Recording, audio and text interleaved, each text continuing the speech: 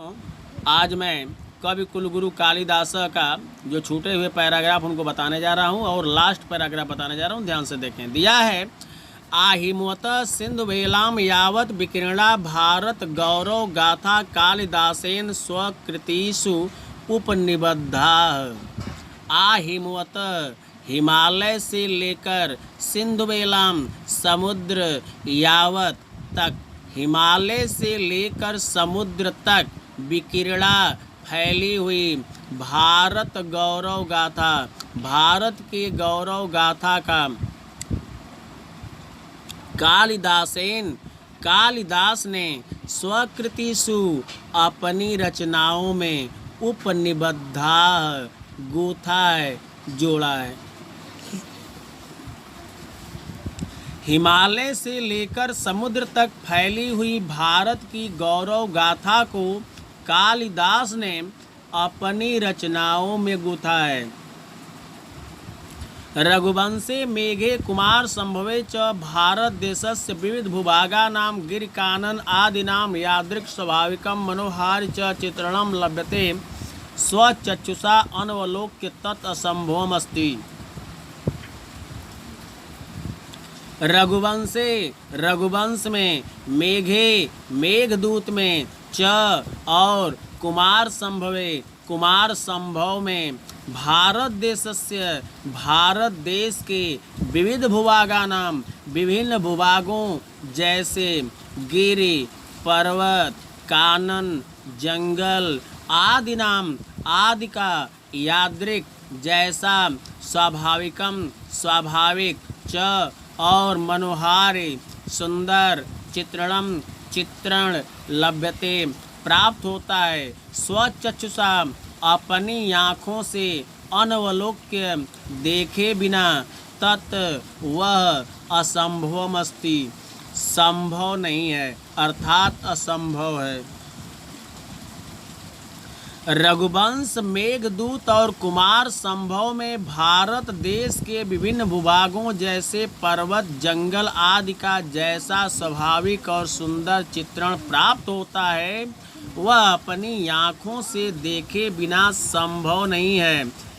तथा विधम तस्य देश प्रेम तस्य काव्य उत्कर्षम समुदृढ़यति, तथा विधम उसी प्रकार तस्य उनका देश प्रेम तस्य उनके काव्य उत्कर्षम काव्य के उत्कर्ष को समुदृढ़यति दृढ़ करता है, मजबूत बनाता है, मजबूत करता है, कुछ भी कर लें।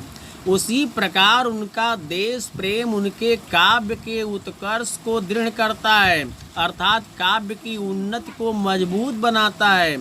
संतु तत्र अनल्पा संस्कृत कवय, कह रहे हैं कि संतु भले ही संस्कृत के अनल्पा बहुत से कवि हुए हों किंतु परंतु कस्यापि किसी की भी कालिदास के साम्यम समानता नास्ति नहीं है।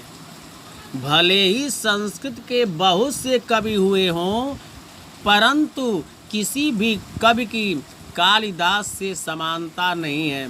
साधुक्तम किंचित कालिदास अनुरागिणा, किंचित किसी कालिदास अनुरागिणा कालिदास के अनुरागी ने प्रेमी ने साधुक्तम, साधु मने ठीक, उक्तम मने कहा है, ठीक ही कहा है। किसी कालिदास के अनुरागी ने ठीक ही कहा है। श्लोक के माध्यम देख लें। पुरा कविनाम गणना प्रसंगे कनिष्ठिका अधितिष्ठित कालिदासः अद्यापि तत्तुल्य कवे अभावात अनामिका सार्थवती बभू। करें पूरा प्राचीन काल में कवियों की गणना प्रसंगे गिनती के प्रसंग में कनिष्ठिका कानी उंगली कालिदास का नाम कनिष्ठिका कानी उंगली पर अधिष्ठित स्थित हो गया है।